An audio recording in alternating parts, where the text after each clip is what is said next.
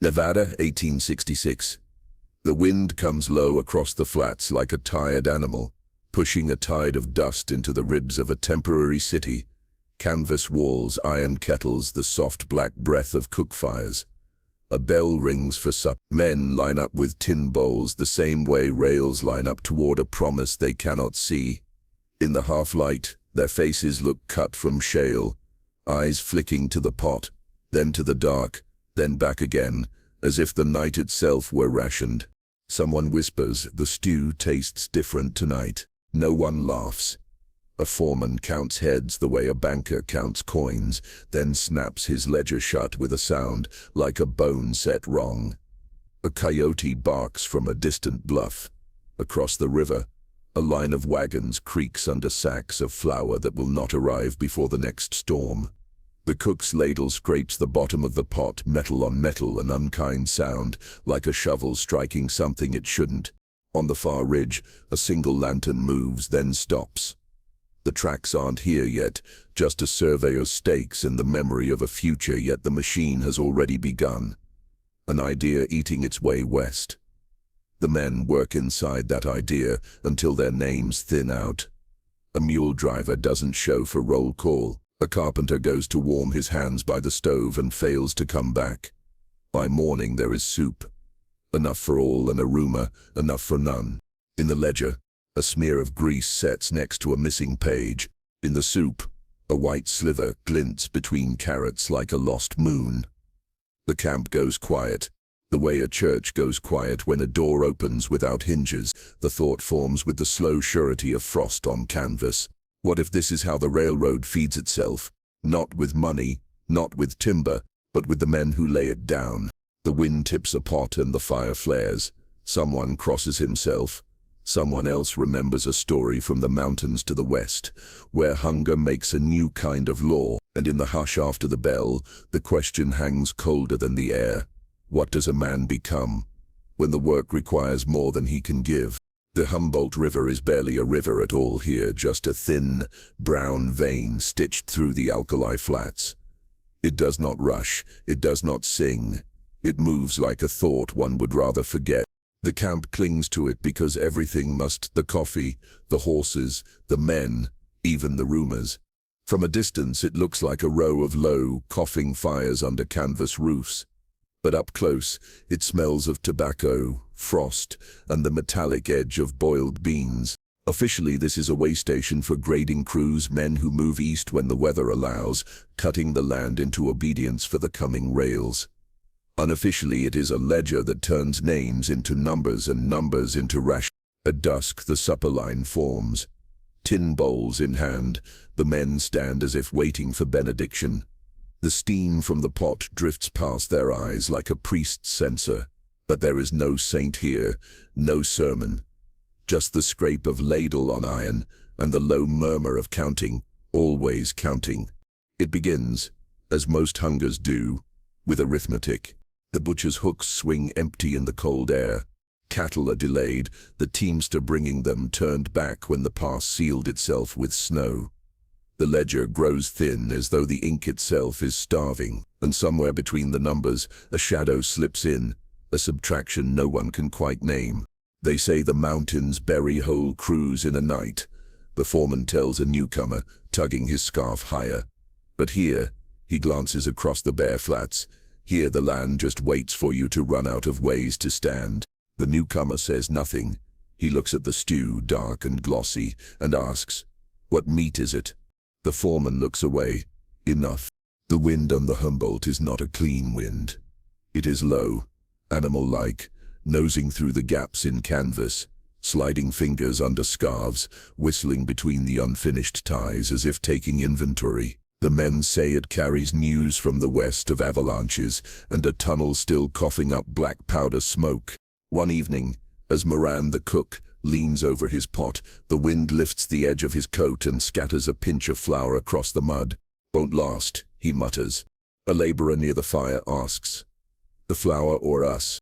Moran does not answer. He stirs the stew and something knocks against the ladle, hard, hollow. He frowns, fishes it out, and drops it behind the stove without looking at it. The laborer watches, unblinking, as though trying to decide if the moment happened at all. What goes missing first is not the meat, it's the feeling that someone would notice if you were gone. One night, the camp lies in its canvas cocoons, boots still on, when the dinner bell claps once in the dark, not for supper but as if struck by an accident of wind. Men sit up. The foreman steps outside into the lamplight. The air smells faintly of the river and something sweeter. He cannot place it. In the morning a rumor passes through camp like an unspoken grace before meals. The stew is richer now. No one smiles when they say it. For now the numbers still work. A half sack of beans found behind the flour. A string of dried fish bought off a passing hunter. The company record remains intact. Meat tallies in ink. Dates in careful hand. But the wind fingers its pages, and the foreman's eyes drift to the horizon more than the pot. He stands there sometimes, hands behind his back, as though watching for a storm no one else can see. This, the narrator observes, is where the mystery begins. Not with a scream, not with a body found in the snow. It begins with the fragile math of survival and the taste of a stew nobody can quite name. They called him Lyle because the rest of his name had blown away somewhere between the Platte and the Humboldt. He drove mules and sang to them in a key lower than the river, a wordless hymn that sounded like a man building a bridge to tomorrow, one hum at a time. He slept near the cook tent, because warmth was a currency, and woke early because the mules respected punctuality even if the weather did not.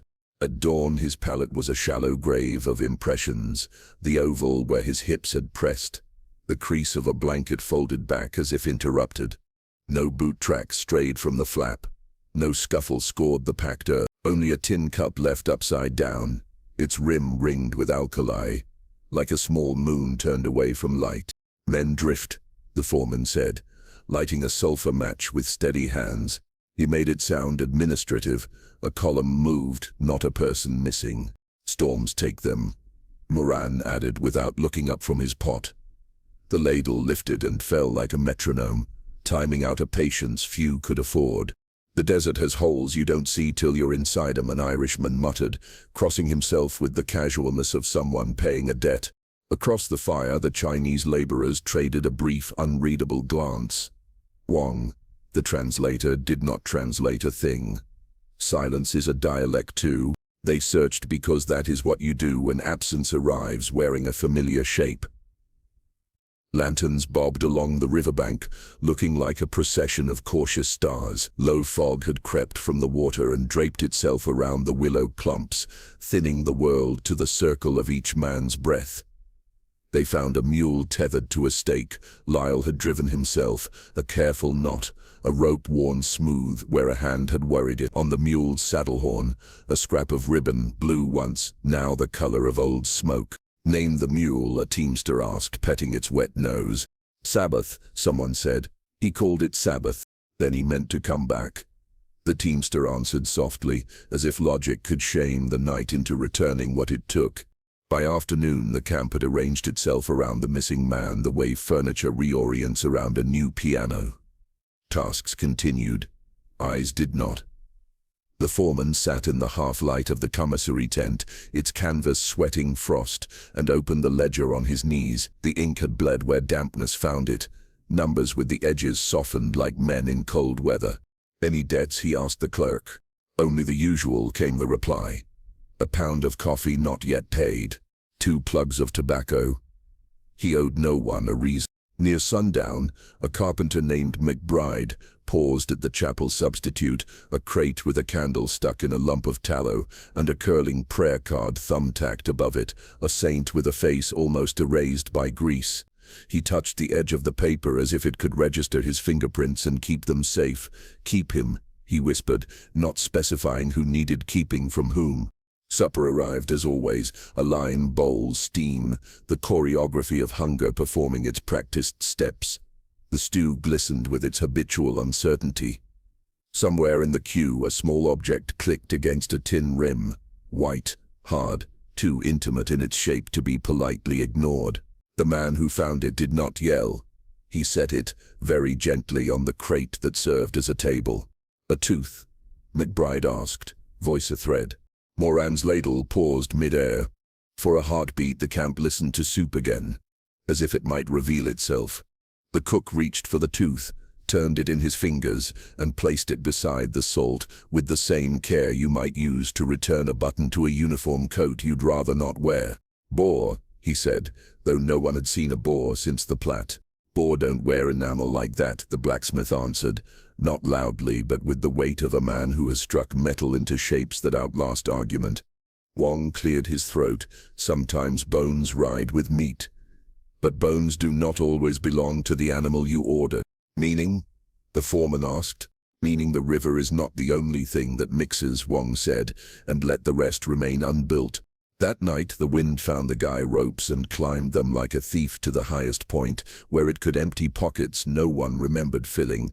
The tents leaned into each other, gossiping in the cold. In the sleeping hour that lies just under midnight, men turned to their sides and held themselves together with crossed arms, the way you hold a secret in your mouth, tongue pressed to a place that aches.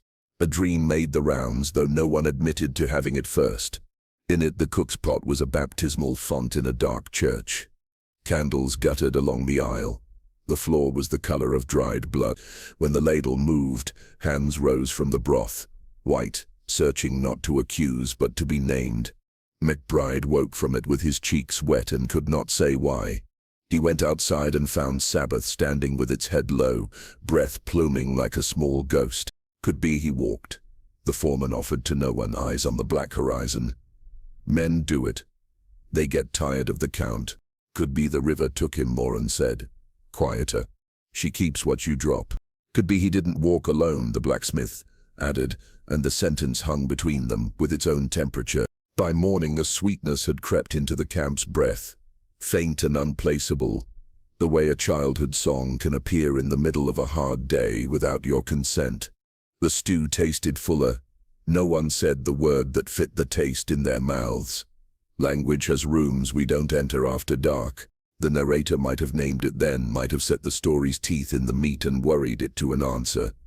But truth, out here, wears the same coat as rumor until the wind decides otherwise. And that wind fingering the ties, lifting the ledger's corner, whispering through tents like a librarian on night watch, seemed to know first what disappears does not always go. Sometimes it stays and changes its name. The company store turns out its pockets and finds scrip, promises and stale biscuits. Shelves lean under the weight of nothing, barrels with their heads pried off and licked clean of hope. A crate stamped with a city name already turning sepia at the corners. Omaha, as if distance were a flavor that could be boiled out. By lantern light the place looks like a chapel after the congregation leaves, candles guttering, wax like shed skin on the boards, an altar missing its sacred thing. "Any flour left?" a teamster asks the clerk, breath steaming like a bad omen. "Flour's a rumor," the clerk says, voice dry as kindling. He taps a ledger with the back of his knuckle. "Script still good if you want dreams." "The herd?"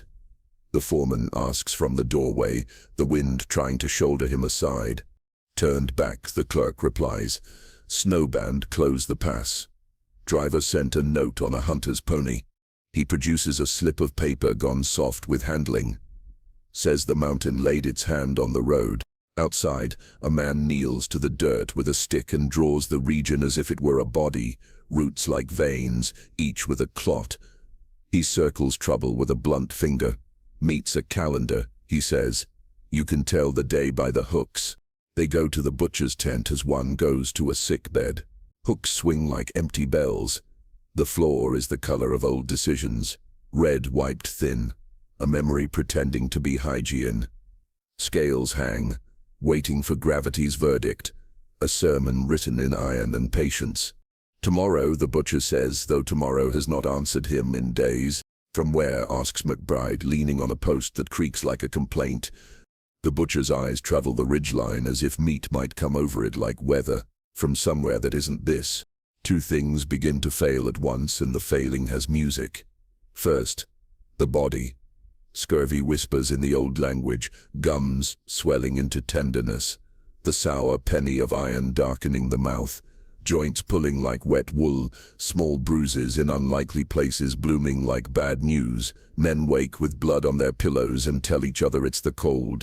Teeth feel loose, Keane says, tongue testing a wobble he pretends not to find. Like the jaw forgot which side it's on. Boil your coffee with pine needles, Wong offers gently.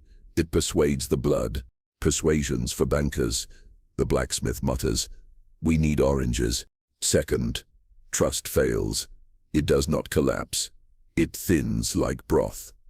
The line for supper is long, but the eyes are longer. Men watch the ladle with a new, devout attention, as if flavor could confess under oath. What's in it tonight, moron?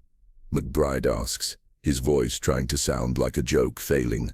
Beans, Moran says, making a show of the beans, rattling the sack, lifting the pot lid, letting steam flower around his face like an alibi. He keeps his knives visible not because he expects trouble, but because transparency is the only luxury still in stock. Beans don't make broth that color, the foreman says, not accusing, not yet. Some bones left, Moran answers. From the last pig came through. Pigs got teeth, the blacksmith says, eyes on the table where a certain white object had rested, briefly like a thought better not entertained.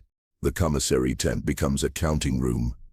The foreman sits with the ledger open on his knees, the canvas walls breathing in and out with the wind as if the tent were a lung in prayer. His pencil taps time. There it is, slanted and rubbed as though a thumb had tried to soften it into something else. Meat. No sauce, he asks. The clerk shakes his head. No notes. Wrote it after dark, looks like. Who writes meat after dark? The foreman murmurs as if the hour itself were an accomplice. He weighs the number like a cheap coin. 23. Not enough for a herd. Too much for scraps.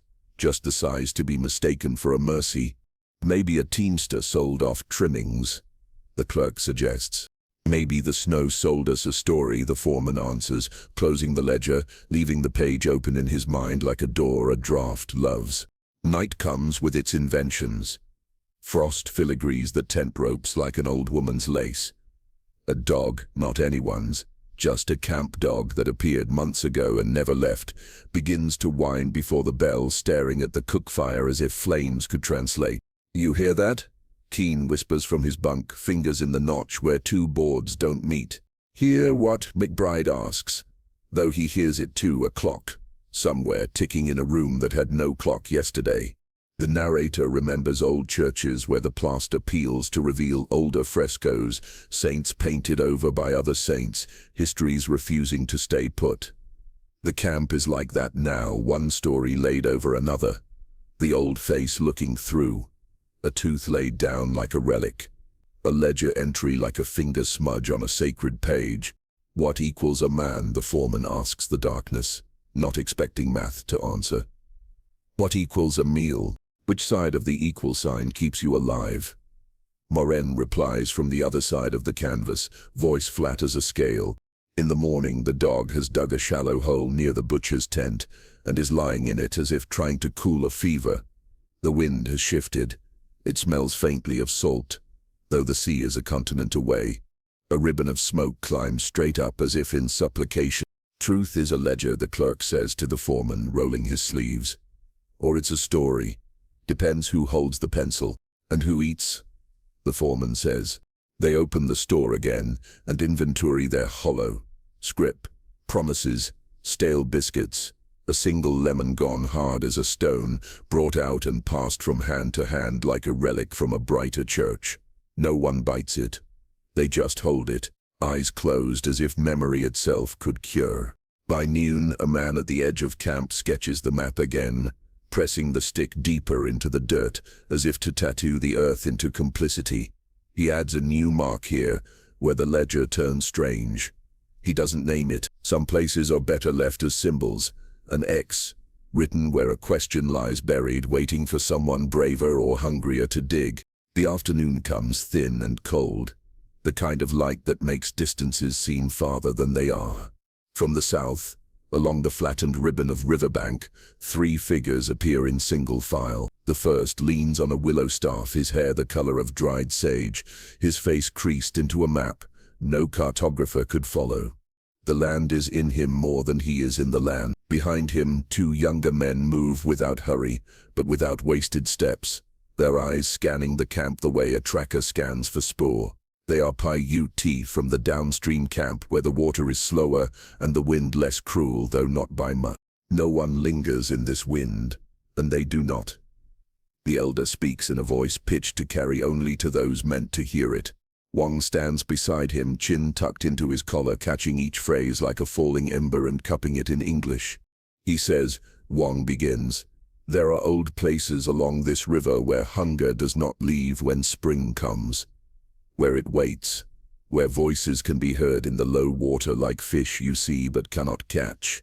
The elder keeps speaking, gaze fixed not on Moran's cookfire but beyond it, as though the river itself were listening. He says there was a winter before this one. Wang continues, when the snow sat for months, and men, his people, ate the dead to keep the living warm. Wang pauses, letting the breath of the words frost and fade in the air before adding, "Softer, but the dead did not approve. Some followed. Some complain." The elder does not gesture, does not accuse. This is not indictment, it is weather report.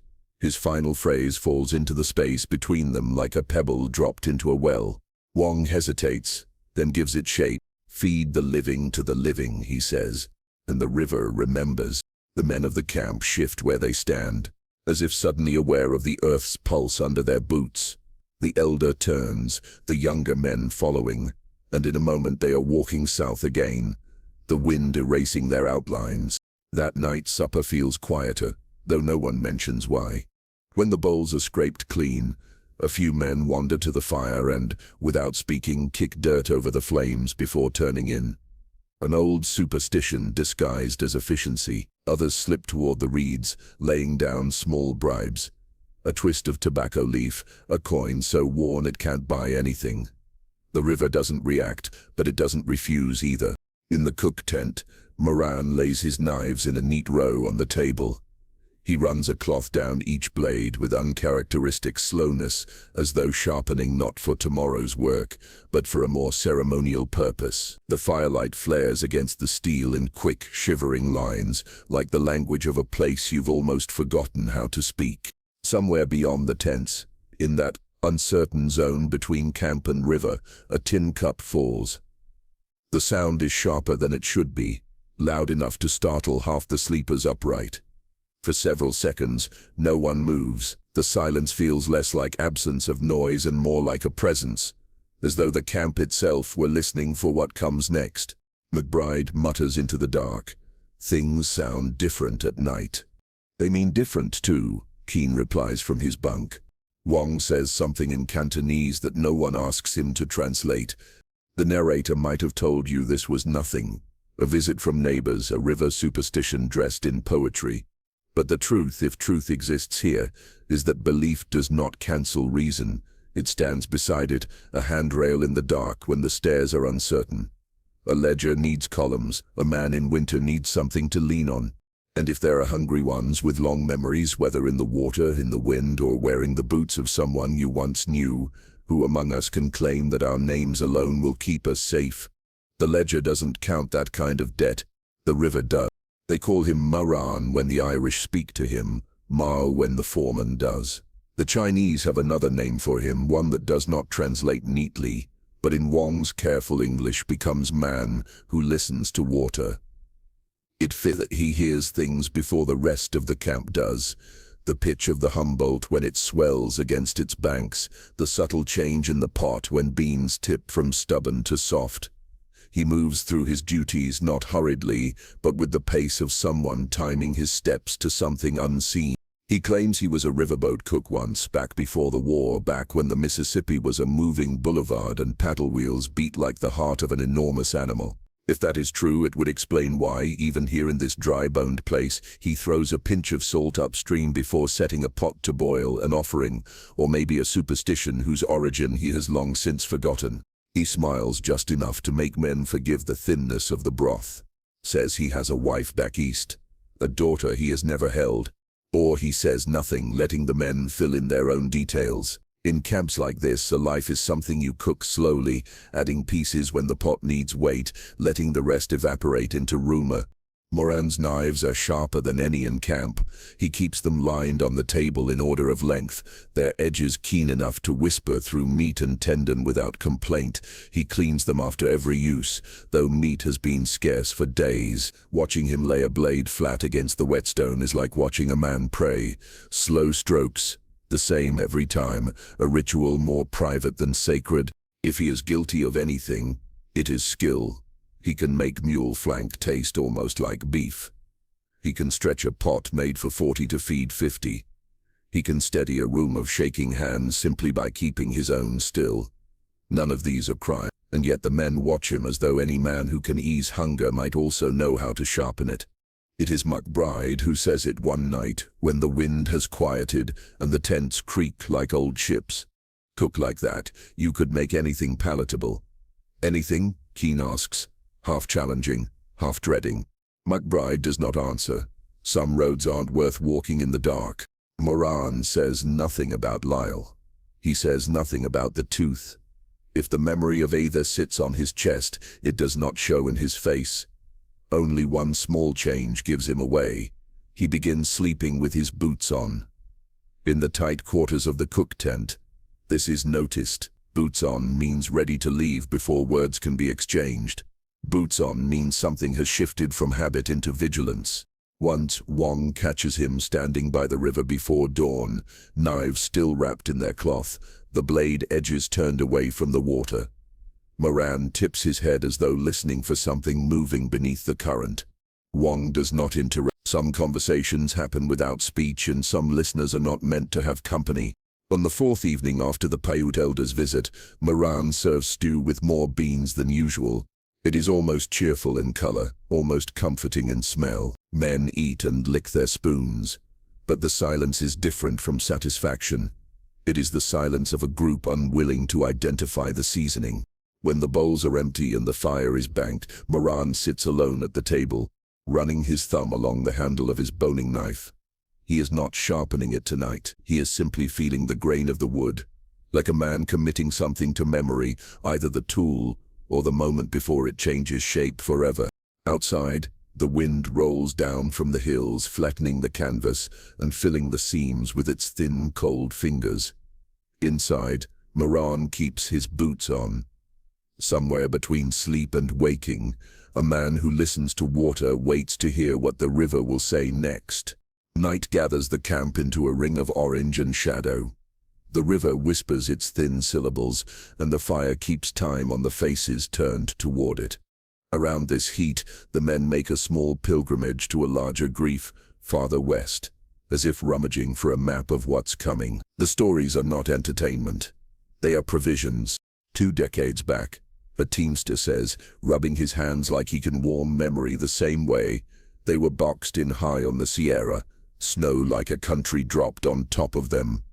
His eyes don't leave the flames. A wagon train. Good families. They ate the cattle first, then the hides. Then, he trails off, tasting the word he won't say. Diaries, McBride offers, picking at a splinter. Pages so cold the ink had to be persuaded. Lines that quit halfway through, like breath fog on a pane. He looks at Moran, then away. They wrote of stew made from bones boiled twice, of sinew softened to strings. They wrote of men who went out and didn't come back. Of 2 guides, Indians, shot for meat when all else was a prayer. Wong nods once, as if acknowledging a debt his own people never owed. The mountain is not sentimental, nor is hunger, the blacksmith says, and his hammer hand closes into a fist without thinking. It revises the creed and keeps the bits it can use. A strip of newspaper, creased and greasy, is produced from someone's pocket. The print is smudged, the date more suggestion than fact. By candle stub light, the foreman reads a reprinted account, the words uneven like steps carved into ice. Bodies found come spring, he reads, voice low. Some still with tools in hand, snow piled above the cabins to a man's height times 5. What's a number for that? Keen whispers. How do you stack sky? They say this last winter, the teamster adds. The storms came one on the other, 40-some, 44, as if the mountain had decided to count us down. Crews disappeared in white. He glances at Wong. Chinese and Irish both, like differences, abandon themselves in weather. Wong speaks carefully, his voice as even as the river. Hand drilling into granite. 2 men hold the iron. A third swings the hammer. Then powder. Wagons of it. The snow learns the timing and comes when the fuse is lit. He tilts his head, remembering. They built wooden houses over the track, miles and miles. Snow sheds, so trains can move in a tunnel made of timber and resolve. He says the last word the way a man names a ghost. Imagine it, McBride murmurs, eyes gone to distance. A cathedral of boards, ribs of pine running into miles.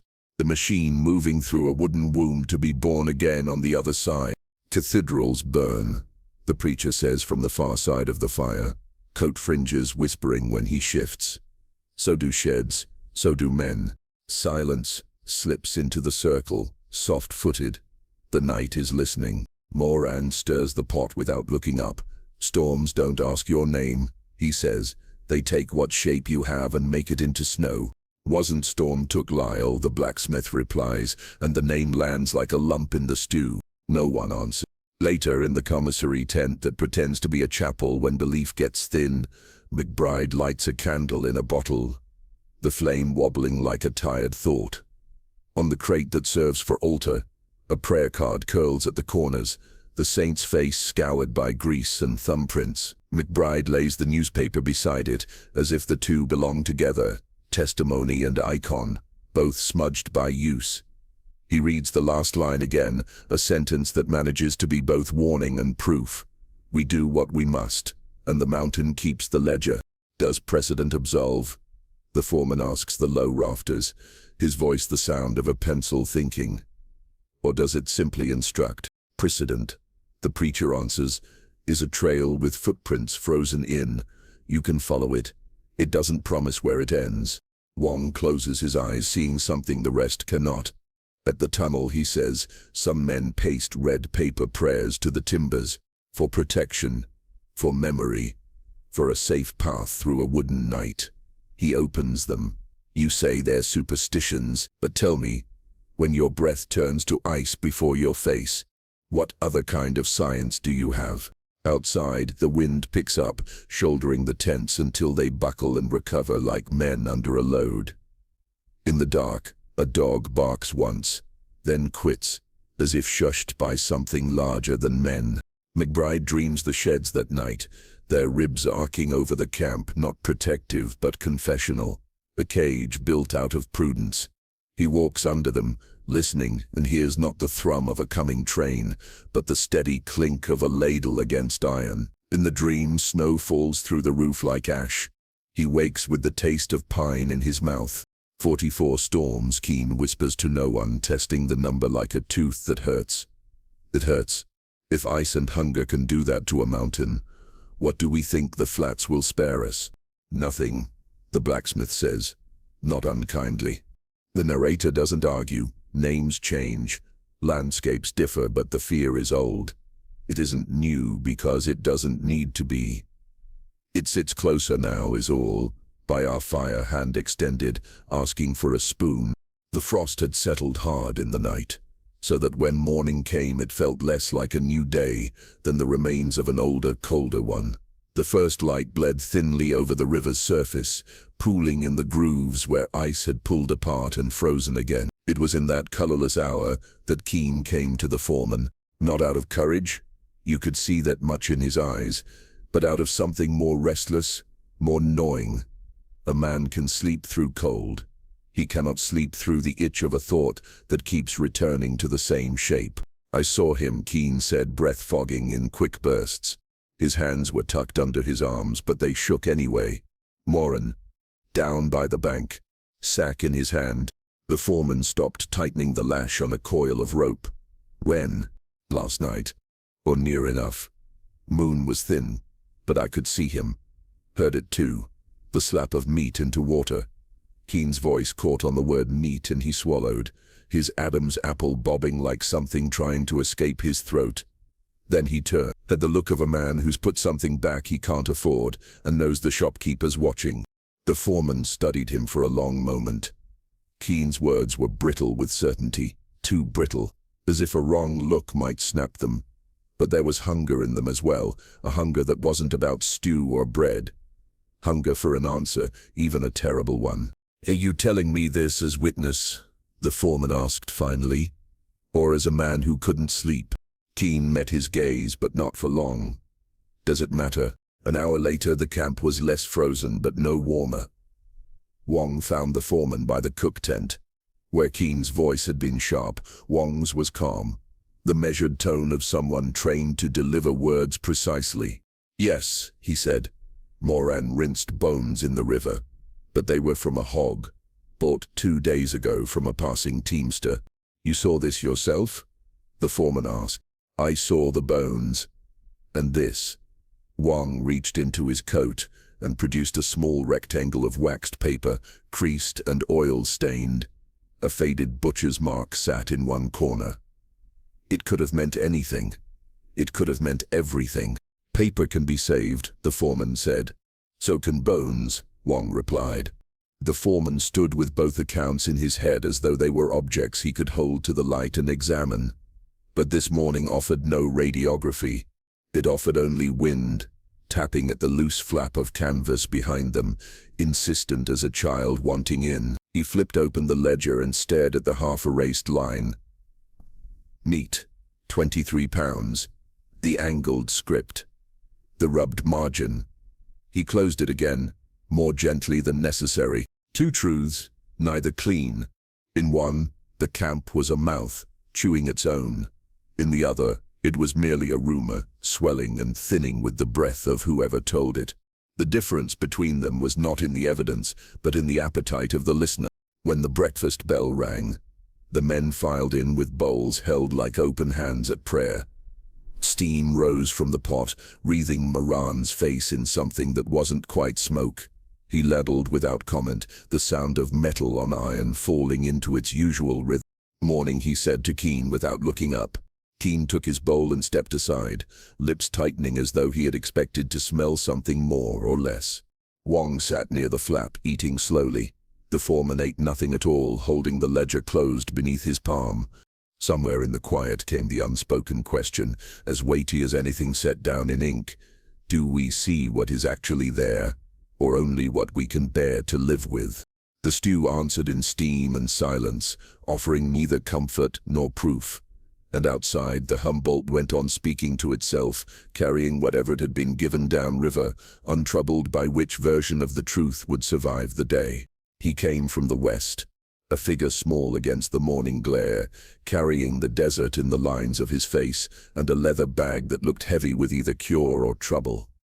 At this latitude, the word doctor is an act of generosity. Still, he had steady hands, and the camp welcomed that steadiness the way a drowning man welcomes a rope regardless of who is holding it. He examined them in the open air, where the light showed more than most wanted to see. He pressed fingers to gums that had gone spongy, breathed in the scent of lungs from inches away, turned over palms to inspect the beds of nails that had widened and grown pale. More than one man flinched when his thumbs traced bruises the size of coins on arms that had never been struck. "Deficiency," he said, not like an accusation but like a grave marker being read aloud. "Your bodies, they are turning cannibal on themselves, eating what they can spare than what they cannot." They listened without speaking. The word cannibals sat differently in each mind. He unlatched his bag and rummaged among glass vials, folded paper packets, the tin click of instruments.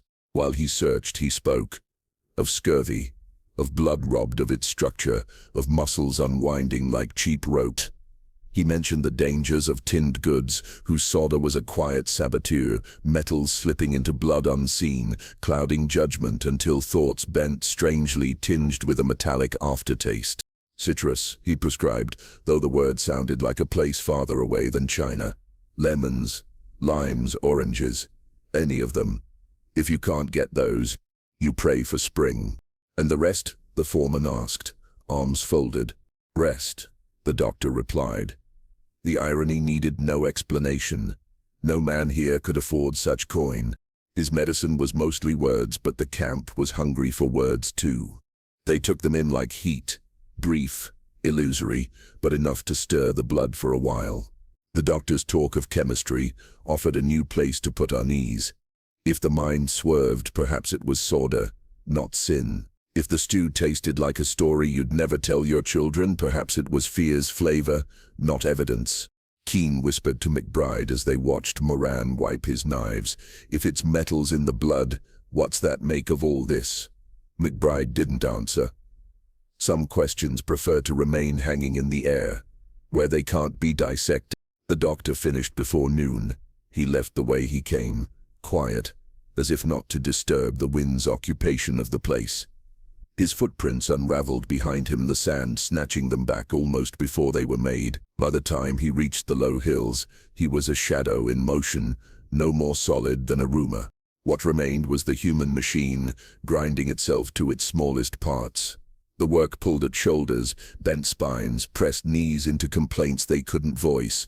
Nerve endings ached like exposed wires, always humming, always a hair from snapping. A man could feel himself becoming less a person than an instrument, a thing to be kept just in tune enough to play one more day. When the body spoke here, it used the language of symptoms. When the heart spoke, it was through suspicion. Glances traded like contraband, silences loaded with more than they could carry.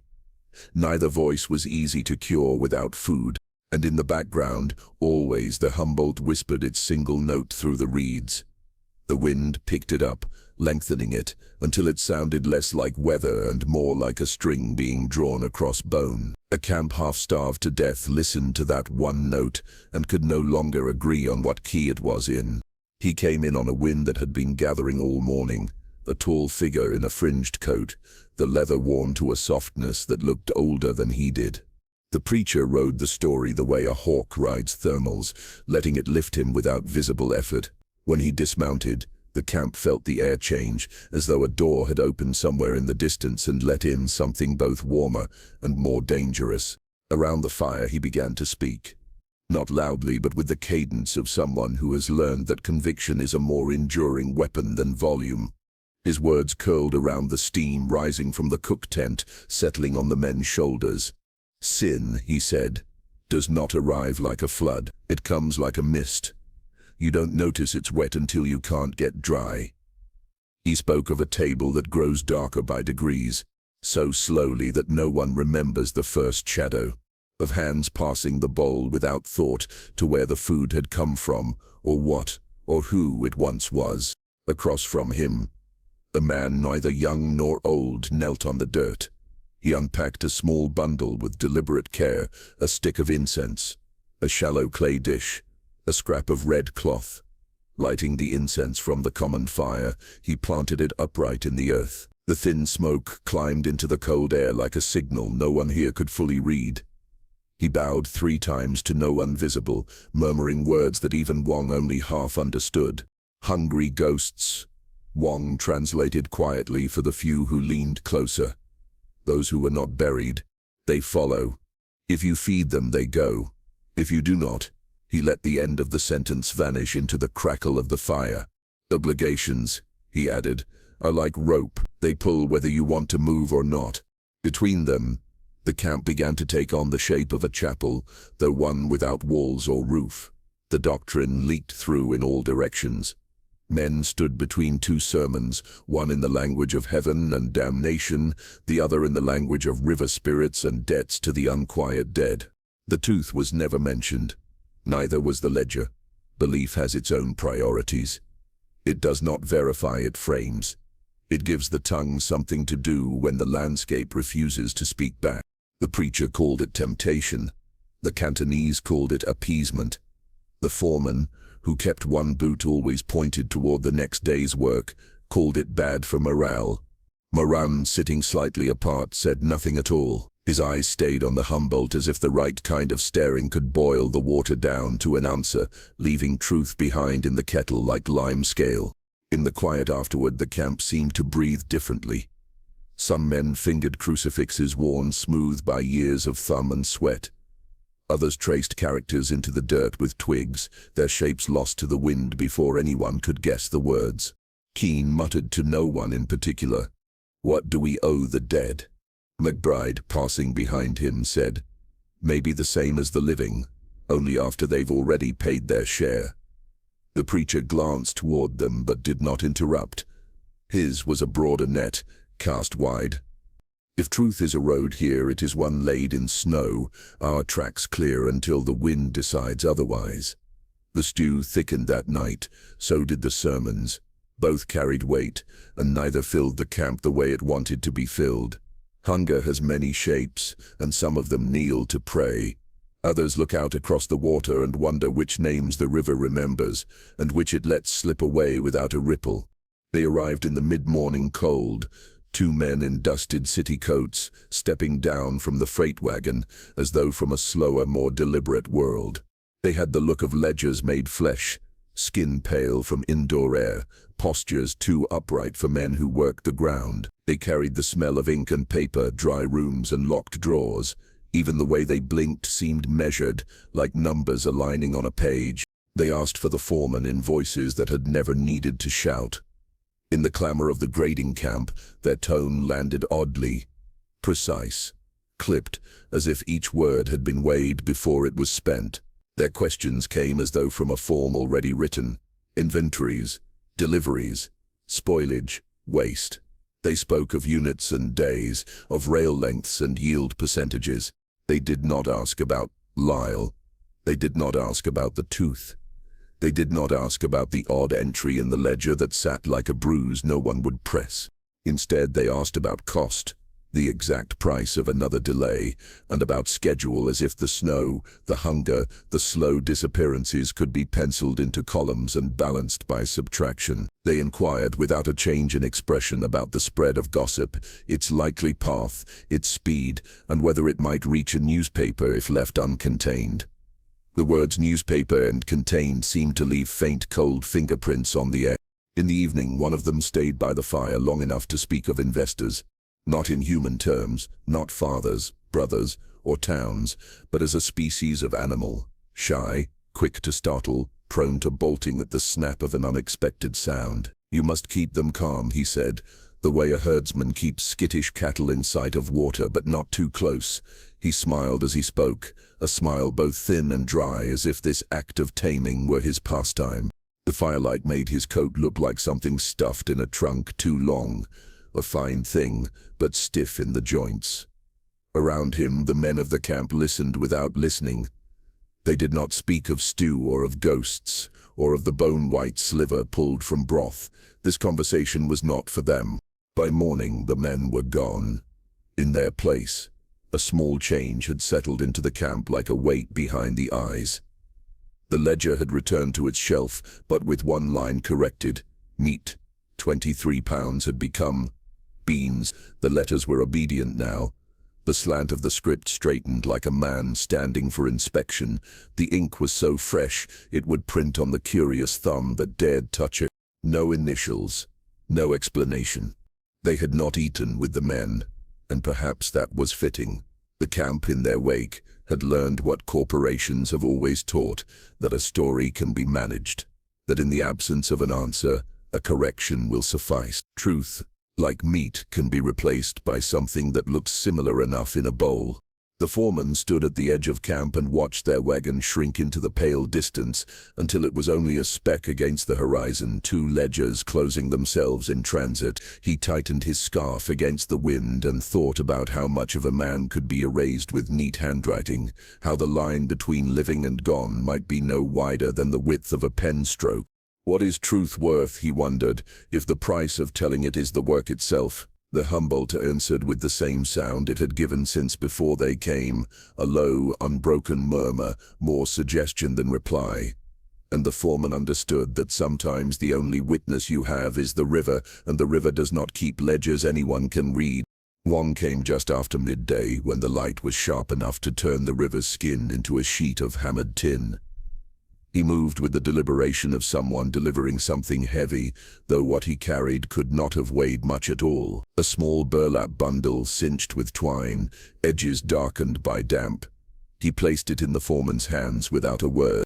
The foreman untied it slowly, as one might unwrap a gift whose weight already tells you it is not what you want. Inside lay shards of bone, rinsed to an almost ceremonial cleanliness, a smooth curve that might be rib or radii, a knuckled piece that could have belonged to a hooved animal or not. They glinted faintly in the light, as though the sun itself were uncertain about touching them. Moran was near the cook tent, gutting a burlap sack of beans. His jaw flexed once when he saw the contents, then tightened into something unreadable. He did not speak. The men gathered instinctively, forming a half-circle with the quiet solemnity of pupils around a rare specimen. In camps like this, science was not a laboratory, it was memory and hands-on experience, measured against the willingness to say what no one else would. The blacksmith came first. He had cut more carcasses than most, repairing the iron and wood of wagons that had carried them. He turned one shard in his fingers, holding it up to the daylight until the edge seemed almost translucent. "Pig," he declared with the certainty of a hammer coming down. The hunter shook his head before the word had finished leaving the blacksmith's mouth. His was a voice worn smooth by miles walked behind mules and meat. "Not pig," he said, the hunger in him making the statement a kind of hunger itself. Someone ventured coyote, and the word floated in the cold air like bait no one reached for. Then came a pause, long enough to make a man older. A voice from the back, low and steady, said, "Man." The syllable carried a weight that tilted the circle slightly toward it, changing the temperature of the air. Even the river behind them seemed to lean closer. The foreman exhaled slowly, as though afraid his breath might scatter the evidence into irrelevance. Without comment, he gathered the pieces back into their burlap skin, tugged the twine tight, and placed the bundle on a high shelf, the one where flour sacks used to sit before flour became memory. There is a comfort in classification, in stacking the unknown into labeled piles. Pig, coyote, man. A way to contain the uncontainable. But there is also a failure in it. A refusal to admit that sometimes the correct pile is simply called doubt. That night, the stew was thin as rain. Men ate anyway, because in camps like this, refusing to eat is another kind of belief, and belief, whether in God or ghosts or the integrity of beans, is something most here had exhausted in the long winter. No one mentioned the bones, but every scrape of spoon on tin seemed to echo a little too much, like a spade striking something unyielding just beneath the surface. And for the rest of the meal, no one looked directly at Moran. It was just after the breakfast line broke apart, the cold still clinging to the canvas walls, when Keen found him. Moran was behind the cook tent, sleeves rolled, wiping the edge of his boning knife with the corner of a flour sack. The steam from the pots hadn't yet faded, but the smell was already thinning into the sharper scent of the river. Keen, who never slept well, came forward without preamble. His voice was frayed, like a rope used too often to pull the same weight. "I want the truth," he said. Not shouted, spoken low, the way you tell a man he owes you something he can't repay. Moran didn't look up. "Truth about what?" "You know," Keen pressed. "Don't make me name it." The cook set the knife down, slowly. "Procurement," he said after a moment, as if the word itself might stand as a wall. "A deal with a teamster passing through. Didn't want questions, didn't need receipts. Meat comes the way some men do, no history worth repeating." Keen took a step closer. "Not good enough." Moran met his eyes then, and for a heartbeat it was as if the camp had fallen away around them. "I fed them," he said. The words hung in the frosted air like something that might crystallize if left long enough. After a pause, he added, "I fed them what there was." The second sentence wasn't an amendment so much as an echo, and in that echo was something Keen couldn't place. Not guilt exactly, not pride, but a hunger for an answer to a question Moran hadn't asked aloud. Keen had nothing to give him. The silence between them filled itself with the quiet knock of the river on the bank. Later that day, Wang sought the foreman with a different kind of news. He had been speaking with one of the elder Chinese laborers, a man who kept mostly to himself and whose face looked carved from driftwood. Over the wind, the elder told him of a ceremony performed quietly by the river the night before. a small portion of food, wrapped and sent into the current, given to the unburied so they would not come for seconds. Wang translated the words with care, his own breath making small clouds in the air. "It is not crime," he said. "It is fear. Fear made into something the hands can do." The foreman nodded slowly, as though the act made perfect sense even as it explained nothing. Keen heard only parts of this, the parts his mind could carry without spilling. He did not hear the reverence in the elder's tone, or the belief that ritual could plug a hole no law could seal. What he heard was that food had been sent away in a camp that counted every spoonful. Language, it turned out, was a poor instrument for crossing the distances that stretched through the Humboldt camp, between need and decency, between rumor and relief, between "I fed them" and "I fed them." The difference was a pause. The difference was the length of a man's gaze when he said it. The difference was the shape his mouth made and the shadow his eyes cast in that moment. None of these survived retelling. But here the wind was the better translator, carrying meaning without words, erasing what it could not explain. The morning broke like glass, clear, untroubled, and somehow wrong. The Humboldt lay flat and bright under a pale sky, the tents motionless in the absence of wind. It was the kind of calm that suggests the world is holding its breath for reasons it does not intend to share. By the time the sun began its slow climb, someone had noticed. Moran was gone. Not Lyle gone, not vanished into rumor or weather. Gone with deliberation. The knives were missing from their appointed place, the row on the table bare as a picked bone. The hollow on his cot still held the shape of a bundle, where clothes had been rolled and lifted away. And outside, the faint impressions of his boots led toward the riverbank, then stopped, abruptly, where the sand gave itself to water. Men fanned out past the reeds to the gravel bar, their voices low as though any answer found here would resent being disturbed. They followed the prints until the river finished them, as neatly as if it had been asked to close a ledger line. Beyond that, nothing, just the slow current moving like a thought someone had decided against. The vigilantes in camp woke all at once, fully formed and without announcement. Rope was coiled. A law, unwritten but understood, was proposed and ratified in the same breath. Faces stiffened into the geometry of judgment. Wang argued for sense. The foreman argued for the schedule. The preacher, wrapping his fringed coat tighter, argued for souls plural and already in arrears. Man's absence doesn't excuse our own, Wang told them, but it was the sort of sentence that folds in on itself before it lands. The preacher spoke of debts in a register that made even rope sound like a tithe. The foreman only said, "Every hour we lose here is two lost down the line." By midday, the searches had dissolved into smaller, edgeless wanderings. The gravel bars turned up nothing but wind-scoured driftwood and a half-buried tin spoon. Clouds gathered without conviction. It was near dusk when someone found it, the butcher's wax paper, its creases already going soft, pinned beneath a smooth river stone. A single line was written in cramped, tidy hand. Moran's, or so it was decided, though no one admitted how they recognized it. "What we keep is what keeps us." The paper was carried to the foreman, who read it twice and then placed it in the ledger, folding it in like an extra page. No one asked if it was meant as defense, confession, or curse. That night, the pot held only beans. The men ate with the slow reverence of those who have survived too many varieties of hunger to mistake one for another. No jokes were traded, no bowls were sent back for seconds. The beans tasted exactly like beans, and that too was a kind of mercy. The Humboldt slid past in the dark, unhurried, its surface taking no notice of the camp, the missing cook, or the note weighted down with riverstone. If it had read the words, it gave no sign. Rivers keep their own counsel. Above them, the sky tightened into a fistful of stars. Men lay awake, staring at the canvas above their heads, waiting for a scream, any scream that would make their position simpler, that would offer a clear villain or victim. It did not come.